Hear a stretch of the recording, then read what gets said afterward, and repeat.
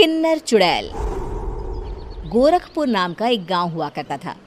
उस गांव में ज्यादा लोग नहीं रहते थे। उस गांव में एक गर्भवती विधवा औरत रहती थी। उस औरत का नाम कमला था। कमला अपने घर में अकेली रहती थी। उसके पति की सारी जायदाद उसके नाम हो गई थी, पर सभी गांव वाले उस औरत को मनहूस औरत समझा करते थे और सभी उससे नफरत किया करते थे। एक बार कमला राशन की दुकान पर खाने का सामान खरीदने जाती है। भैया जी, जरा 1 किलो दाल चावल देना। अरे हाय हाय हाय हाय हाय!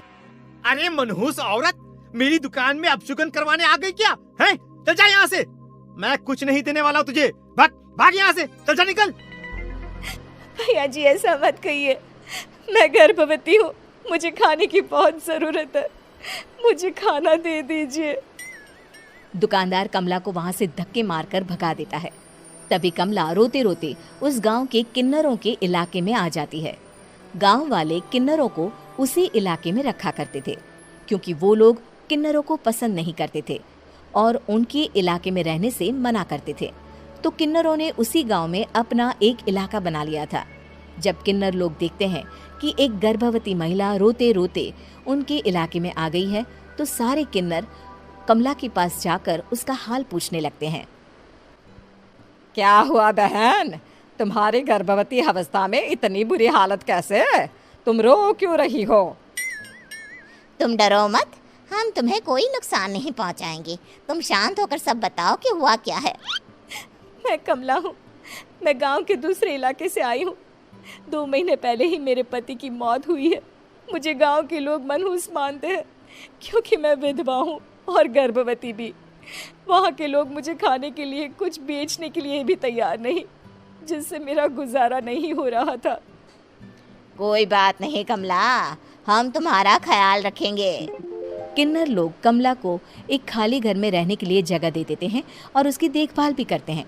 कुछ ही महीने बाद कमला अपने बच्चे को जन्म देती है, पर अफसोस, कमला बच्चे को जन्म देते ही अपनी जान गंवा देती है। जब सब किन्नर बच्चे को देखते हैं तो बहुत खुश हो जाते हैं, क्योंकि वो बच्चा भी किन्नर ही था। कमला ने एक किन्नर बच्चे को जन्म दिया था। अब इस बच्चे की देखभाल कौन करेगा? हम तो इस बच्चे को गांव के दूसरे इलाके में भी नहीं भेज सकते। और तो क्या हुआ, इस बच्चे की माँ नहीं रही तो हम इसे पालेंगे। अब ये हमारे इलाके में रहेगा, हमारे साथ रहेगा। फिर वो किन्नर उस किन्नर बच्चे को गोद ले लेते हैं, उसका नामकरण कराते हैं। उस किन्नर बच्चे का नाम शक्ति रखा जाता है। देखते ही देखते शक्ति बड़ी होने लगती है। उसके रंग रूप बहुत सुंदर थे। वो बहुत सुंदर किन्नर दिखती है। एक दिन शक्ति एक किन्नर से पूछती है, माँ जी सुनिए ना, ये गांव के दूसरे इलाके में भी तो लोग रहते हैं, तो हम वहाँ क्यों नहीं जाते? हम उनसे अलग क्यों रहते हैं? शक्ति, क्योंकि वो लोग हमारे जैसे नहीं, वो लोग हमें पसंद नहीं करते, इसीलिए हम उनसे अलग रहते हैं। क्यों? वो हमें क्यों पसंद नहीं करते? मुझे एक बार उस इलाके में जाना है। मैं एक बार वहाँ जाकर घूम कर आऊँ। शक्ति, खबरदार, जो तू उस इलाके में कभी भी गई तो अपनी जान नहीं गंवाना चाहती तो उस इलाके में कभी कदम भी नहीं रखेगी, समझी? इतना कहकर वो किन्नर वहां से चली जाती है। शक्ति उस किन्नर की बात सुनकर बहुत रोती है। माँ जी, ऐसा कैसे कह सकती हैं? उन्होंने इतनी सी बात के लिए मुझे इतना डांटा। अब तो मैं उस इलाके में जरूर जाऊंगी। फिर एक दिन शक्ति गांव के दूसरे इलाके में चुपके से जाती है। ये लोग तो हमारे जैसे ही इंसान हैं, तो ये हमसे नफरत क्यों करते हैं? जब शक्ति उस इलाके में पहुंचती है तो गांव के सारे आदमी उसके रूप से मोहित हो जाते हैं। वो लोग ये अंदाजा नहीं लगा पाते कि वो किन्नर है। शक्ति की सुंदरता देखकर सारे गांव वाले उसकी तारीफ करने लगते हैं। तभी गांव का चक्कर लगाने गांव के जमींदार का बेटा हर्ष वहां पहुंचता है। हर्ष भी दिखने में बहुत सुंदर होता है। जब हर्ष ने शक्ति को देखा तो वो भी उससे मोहित हो गया, और जब शक्ति की नजर हर्ष पर पड़ी तो वो हर्ष को देखकर मोहित हो गई। आपको पहले कभी इस गांव में देखा नहीं। इस गांव में आप नए हैं क्या? जी नहीं, वो मैं बस। तभी शक्ति बोलते बोलते रुक जाती है और मन में सोचने लगती है, अगर मैंने इनको बता दिया कि मैं दूसरे इलाके से आई हूँ तो वो समझ जाएंगे कि मैं किन्नर हूँ, इसलिए मुझे इनसे झूठ ही बोलना पड़ेगा। शक्ति हर्ष को कहती है, जी हाँ, मैं इस गांव में नई आई हूँ, यहाँ अकेली रहती हूँ। वैसे आप कौन है? आप भी इसी गांव में रहते हैं? जी हाँ, मैं इस गांव के जमींदार का बेटा हूँ। आपको किसी भी चीज की जरूरत पड़े तो आप मुझे बता देना, मुझे अच्छा लगेगा। ऐसे ही शक्ति और हर्ष एक दूसरे से रोज मिलने लगते। वो दोनों अपने प्यार का इजहार करने एक दूसरे से मिलने जाते हैं। तभी शक्ति का पीछा करते करते एक किन्नर वहां आ जाती है। शक्ति, शक्ति, मैं तुमसे बहुत प्यार करता हूँ। मैं तुमसे शादी करना चाहता हूँ। क्या क्या तुम मुझसे शादी करोगी? हाँ हर्ष, मैं तुमसे शादी करूंगी, पर मैं तुमको अपने बारे में एक सच्चाई बताना चाहती हूँ जो मैंने तुमसे छुपा कर रखी है। तभी उनके बीच में ही वो किन्नर आ जाती है। शक्ति, तेरी हिम्मत कैसे हुई ऐसा करने की? वो किन्नर शक्ति को खींचकर गांव के जमींदार के पास ले जाती है। हर्ष भी वहां शक्ति को बचाने के लिए पहुंच जाता है। जमींदार शक्ति और हर्ष के प्यार के बारे में सुनकर गुस्से में आ जाता है और शक्ति को गांव के बाहर निकालने की सजा देता है। शक्ति ये बात सहन नहीं कर पाती और कुएं में कूदकर अपनी जान दे देती है। जमींदार हर्ष की शादी गांव की एक लड़की से करवा देता है, पर हर्ष इस शादी से खुश नहीं होता। शक्ति अपना बदला लेने के लिए मरने के बाद किन्नर चुड़ैल बन जाती है। अब मैं इन गाँव वालों को नहीं छोड़ूंगी, अब इनसे मैं अपने प्यार का बदला लूंगी। किन्नर चुड़ैल गांव वालों को परेशान करना शुरू कर देती है। एक बार वो रात को गांव के खेतों में पहुंच जाती है और वहां आग लगा देती है। सारी फसल जल के राख हो जाती है। जब एक आदमी रात को उठकर देखता है कि खेत में आग लग गई है तो वो वहां पहुंच जाता है। वो देखता है कि खेतों के बीचों बीच एक किन्नर चुड़ैल खड़ी है और वहां खड़े होकर ताली बजा रही है। गांव वाला किन्नर चुड़ैल को देखकर बेहोश हो जाता है। जब सुबह उस आदमी को होश आता है तो वो सीधा जमींदार के पास जाता है। अरे जमींदार साहब, अरे वो किन्नर चुड़ैल ने मेरी सारी फसल जला दी। अब मैं क्या करूंगा? क्या होगा मेरा? जमींदार चुड़ैल किन्नर का नाम सुनते ही सब कुछ समझ जाता है। अब वो बहुत डर जाता है। उसी रात को जब जमींदार डर के मारे अपने कमरे में सो नहीं पाता, तभी वहां अचानक से किन्नर चुड़ैल आ जाती है। किन्नर चुड़ैल जोर जोर से जमींदार के आगे खड़ी होकर हंसने लगती है और ताली बजाने लगती है। जमींदार उस डरावनी किन्नर चुड़ैल को देखकर बहुत डर जाता है। तूने मेरे साथ बहुत बुरा किया, अब मैं तुझे जान से मार दूंगी। नहीं नहीं नहीं नहीं नहीं, मुझे माफ कर दो, मुझे मत मारो। मैं कभी ऐसा दोबारा नहीं करूंगा। अब तुम जो बोलोगी वही मैं करूंगा।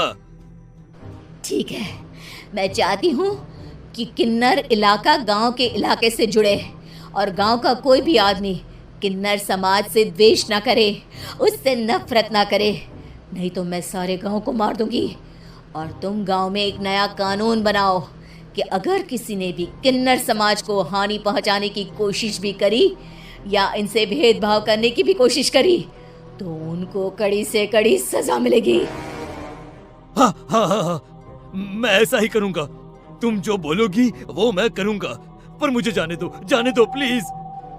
तब वो किन्नर चुड़ैल वहां से चली जाती है। गांव का जमींदार किन्नर चुड़ैल का कहा मानते हुए दोनों इलाकों को एक कर देता है और नया कानून भी लागू कर देता है। तब से वहां किन्नर समाज और बाकी गांव वाले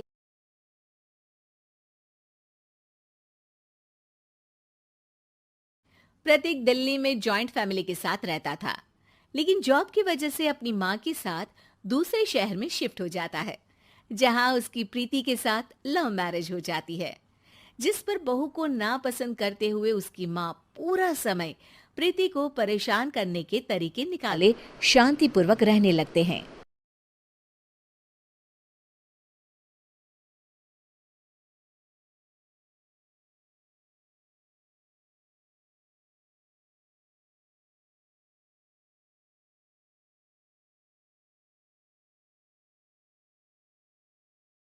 चलती रहती है। प्रीति, कहाँ हो? सुबह का नाश्ता दोपहर में खिलाओगी क्या? इसमें प्रीति और प्रतीक ऑफिस जाने के लिए तैयार हुए कमरे से बाहर आते हैं, जिसे देख सास प्रीति पर भड़कने लगती है। महारानी, तुम सुबह सुबह तैयार होकर घर का सारा काम छोड़कर कहाँ चल दी? जी वो ऑफिस। हैं? तुम ऑफिस से जाओगी तो घर में जो सफाई, नाश्ता, खाने का काम है वो क्या मैं करूंगी?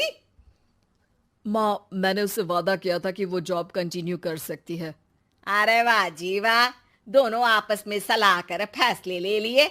मैं क्या यहाँ बेवकूफ बैठी हूँ? मुझसे पूछना किसी ने जरूरी नहीं समझा? मम्मी आप फिक्र ना करें, मैं आज ही रेजिग्नेशन दे दूंगी। प्रीति ऑफिस के लिए चली जाती है और अगले दिन से जॉब छोड़ घर के कामों में लग जाती है, लेकिन साथ ही उदास भी रहने लगती है, जिसे देख प्रतीक को अच्छा नहीं लगता। मुझे पता है तुम्हें अपनी जॉब कितनी पसंद थी। आई एम सॉरी प्रीति। अरे कुछ नहीं होता, बस मम्मी खुश रहनी चाहिए। अब प्रीति अपनी सास को खुश करने और उनका दिल जीतने की जी तोड़ कोशिश करती रहती है, पर सास कभी उससे सीधे मुंह बात तक नहीं करती। इसी तरह दिन बीतने लगते हैं। एक शाम प्रतीक ऑफिस से परेशान घर वापस आता है। माँ, चाची का फोन आया था, दादी की तबीयत बहुत खराब है, हमें दिल्ली जाना होगा। पति की बात सुन प्रीति तो पैकिंग शुरू भी कर देती है, पर माँ वहीं बूत बनी खड़ी रह जाती है। लगता है मम्मी अपनी सास से बहुत प्यार करती हैं, तभी उनके बीमार होने की खबर सुन शॉक में आ गई। ये प्यार नहीं, परेशानी है। तुम तो ऐसे सोचो कि अब से जब तक दिल्ली में हो तुम्हारे अच्छे दिन शुरू। अच्छा, ऐसा क्या है दिल्ली में? वो तुम्हें कुछ ही घंटों में पता चल जाएगा।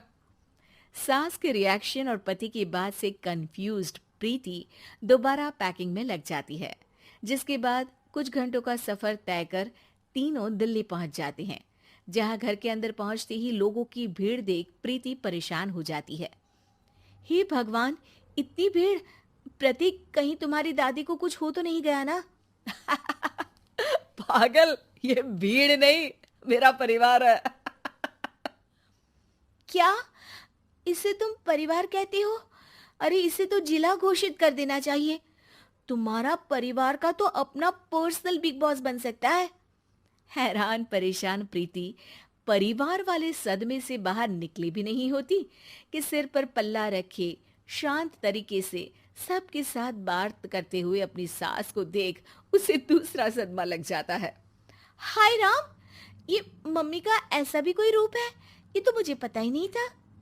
ये तुम्हारी सास का ससुराल है। तभी प्रतीक की बहन बोल पड़ती है। यहाँ आपको ऐसी ऐसी चीजें देखने मिलेंगी जो सपने में भी सोची नहीं होंगी। हाँ, ये कुछ दिन तो बहुत इंटरेस्टिंग लग रहे हैं।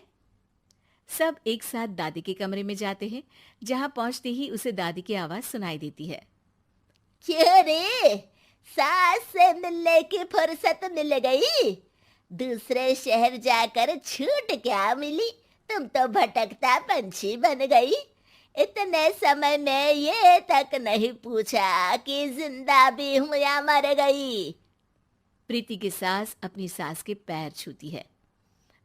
अरे कैसी बात कर रही हैं मम्मी, आपको तो मेरी उम्र भी लग जाए। अरे बस कर, ये झूठी उम्र देने वाली बातों का दिखावा ना कर। तेरा बस चले ना तो जो मेरी बच्ची कुच्ची जिंदगी है वो भी अभी खत्म कर दे। अरे बहू कहाँ है? इस पर सास प्रीति को दादी से मिलवाती है। दादी प्रीति को बहुत प्यार देती है। क्यों बहू, तेरी ये सास परेशान तो नहीं करती ना? अगर करती है तो अभी बता दे, मैं इसकी क्लास लगा दूंगी। अरे कैसी बात कर रही हैं माँ जी, भला मैं क्यों किसी को परेशान करूंगी। प्रीति अपनी सास का ये रूप एंजॉय कर ही रही होती है कि तभी चाची वहां आकर प्रीति को अपने साथ ले जाती है। सास की क्लास लगते देख जो खुशी मिल रही थी वो तुम्हारे चेहरे से साफ पता चल रही थी, इसीलिए ले आई। क्योंकि अगर उन्हें पता चल जाता तो तुम्हारी खैर नहीं थी। थैंक यू चाची जी। चाची और प्रीति घर में झूले पर बैठी बात कर ही रही होती है कि उसकी सास भी वहां आ जाती है।